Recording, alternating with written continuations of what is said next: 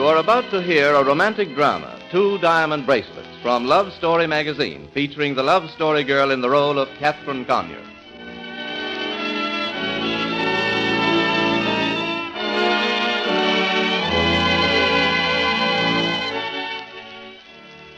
The scene is the Café Russe, most popular of society nightclubs. Outside, the street is rain-swept, but inside is a different mood. The golden glow of subdued lights, the soft seduction of Russian music. At a corner table sits the lovely Catherine Conyer, the most photographed girl in the world, and another young woman, basking in the reflected glory of Catherine's popularity. Their escorts have excused themselves for the moment. Catherine, too bored even to light her cigarette, rests both listless arms on the snowy tablecloth. On her slender wrists lays the famous Conyers diamond bracelets.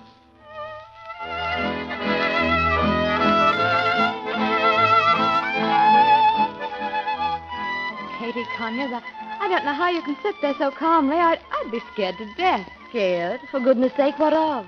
Imagine actually wearing the Conyers diamonds out in the open like that. A king's ransom on each arm. It's foolhardy. It's reckless. It's just asking for trouble. Oh, nonsense, Bunny. You've been reading too many high-powered detective stories, that's all. Yes, well, if you think jewel thieves exist only in detective stories, Katie, you're crazy. You'll be lucky if you don't wake up some cold, gray morning in some dark alley with your head bashed in. Sounds terribly unbecoming. Oh, relax, Bunny. I never go anywhere at night except in the family's car, and Winter's been driving me ever since I went to the kindergarten. What's more, I've worn this junk ever since I came out 2 years ago and never lost a single sparkler. Well... Now, don't worry. Nothing's going to happen to me. Nothing ever does, worse luck. I like that. Here you are, the most popular girl in town, engaged to Roger Hastings, the most eligible bachelor in the swim, Well, and you... not entirely engaged. I haven't said yes yet. Oh, but you will. Everyone knows you will. You'll have the biggest and smartest wedding of the season, and then live happily ever after. And you say nothing ever happens to you. That's just it. Everything's too doggone perfect.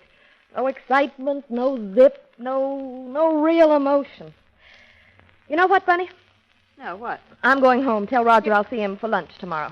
Oh, yes, but Katie, what'll he think? I don't care. But you can't walk out on him like this. Can't I?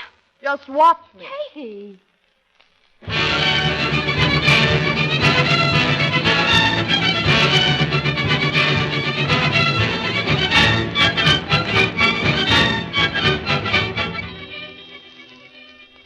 Shall I call your car, Miss Conyers? Yes, please. Now, if you'll just stand under the awning, miss. It's raining cats and dogs. Goodness, it is pouring. Worse than Noah's flood. And speaking of that, there's the old family ark driving up now. I do wish Father could persuade Winters to let us have a new car. That's what comes of having old family retainers. You can't even call your car your own. Yes, miss. This way, miss. Mind the puddles. Thank you. Good night, miss. Good night. Oh, goodness, what a night. I'm dog-tired. You can take me home, Winters. And Winters, I know you know Barney Oldfield, but don't dawdle any more than you can help, or I'll be asleep before you get halfway there.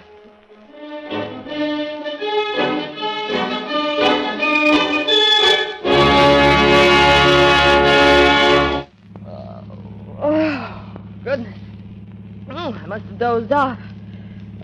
Raining harder than ever. I can't see a thing. Aren't we nearly there, Winters? Yes, miss. Oh! We did it. Winters, the road is so slippery. Do you have to go so fast? Yes, miss. Winters, you took that turn on 2 wheels. This is where we turn in, miss. That wasn't our gatehouse. No, miss. Winters, have you been drinking? No, miss. Well, here's where you get out, miss. Wait till I turn on the light. You're not Winters. Right.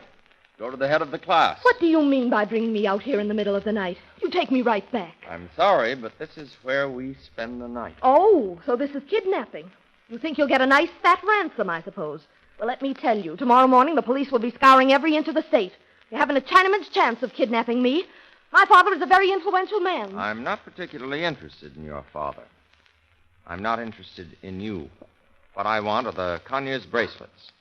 Hand them over. Oh, If that's what you wanted, why didn't you take them a half an hour ago when I was sleeping? I thought it would be more considerate to let you give them to me yourself. Oh, then you're not an ordinary gangster. Far from it, I promise you. A gentleman Raffles.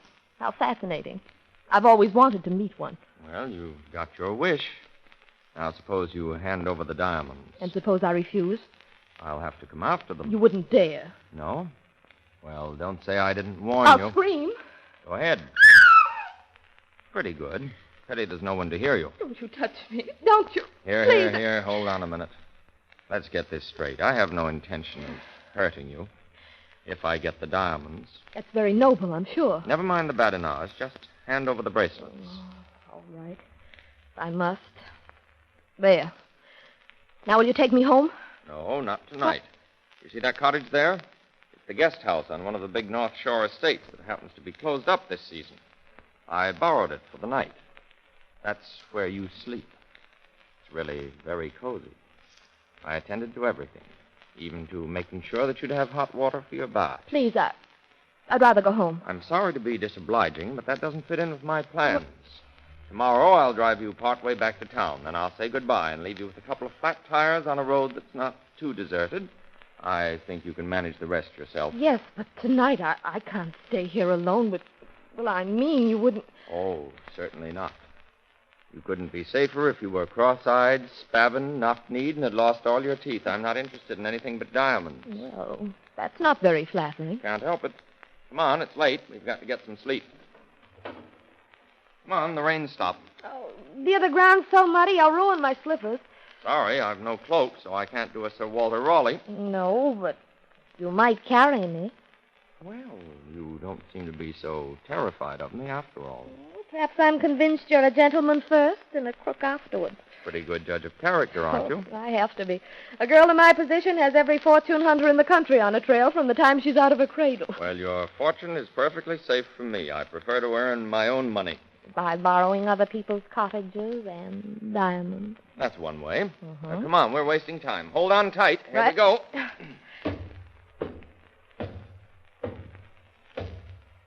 There we are.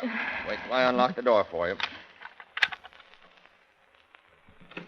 The light switch is on the right-hand side of the door. You'll find the bed and the bedroom all made up. Thanks. And here's the key. Good night. Oh, wait a minute. Yes? What about you? Where are you going to spend the night? In the car. But won't that be horribly uncomfortable? Probably, but I have to think of my reputation.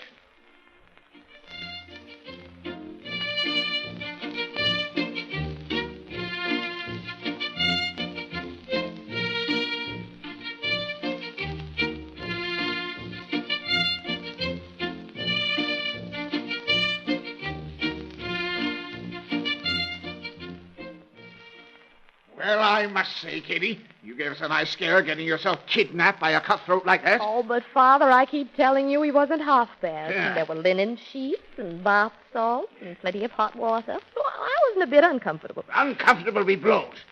I'll have his description in every newspaper in the country. Thinks he can run away with my diamonds, Now, does he? look here, Father. Which were you really worried about, me or the diamonds?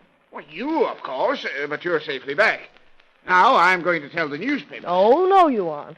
Think what it would do to my reputation. Heiress spends night with modern highwaymen. Not that it wasn't perfectly moral, but who would believe it? Well, maybe there is something in that. Oh, but hang it all, Katie. Those diamonds weren't insured. Is that my fault? The Brewster Insurance Company has been after you for years to insure your valuables. Old Dan Brewster's a fool. Oh? Whose diamonds are missing? Beg pardon, sir. Yes, Jenkins? A package has just arrived, sir, by the last post. Well, let me have it. Yes, sir. Let's see. Oh, it rattles. I wonder... Oh, of course it couldn't be. It is. Father, he sent them back. Who? What? My young man. He sent back the diamonds. Oh, that was nice of him. The scoundrel. I'd like to lay my hands on him. Oh, I almost forgot, sir. Now what? That young man is here again. The one that's been trying to sell you the insurance. Mr. Stephen Brewster. Old Dan's boy. Well, why didn't you say so? Smart fellow. Show him in. Yes, sir. Katie, I want you to meet this boy. He's worth two at that namby-pamby fashion plate you want to marry. But I've changed my mind, Father. Didn't I tell you? I'm not going to marry Roger. Well, that's something. Kitty, you entertain Dan's boy until I get my fountain pen. I think I'll sign that insurance policy he's been trying to sell me. All right, Father, but hurry back. Nice young men bore me after last night. Mr. Stephen Brewster, miss. Oh, you. Hello. How's the kidnapped heiress? Oh, how dare you come here pretending to be the son of my father's best friend? But I am the son of your father's best friend. I take it the bracelets got back all right. Yes, that is, I still don't understand why you went to all the trouble to take them. Well, it's really quite simple. Your father's one of our toughest customers. My father said he'd give me a partnership in the business if I could persuade your father to insure his valuables. And is a partnership a good thing to have? It brings in enough for me to marry on. Oh, and you were thinking of getting married? Well, I wasn't until last night. That's something I want to talk to you about. Couldn't we go out in the garden? Why, yes. That is. Well, here I am, Stephen, pen in hand, ready to sign that doggone policy. I'm sorry, sir, but that will have to wait. Huh? I have a more important proposition I want to discuss with your daughter. Look out for him, Katie. His sales talk is terrific. I shouldn't be at all surprised. All I hope is your sales resistance isn't as strong as your father's. It's taken me 6 months to break him down, and I hate to waste time.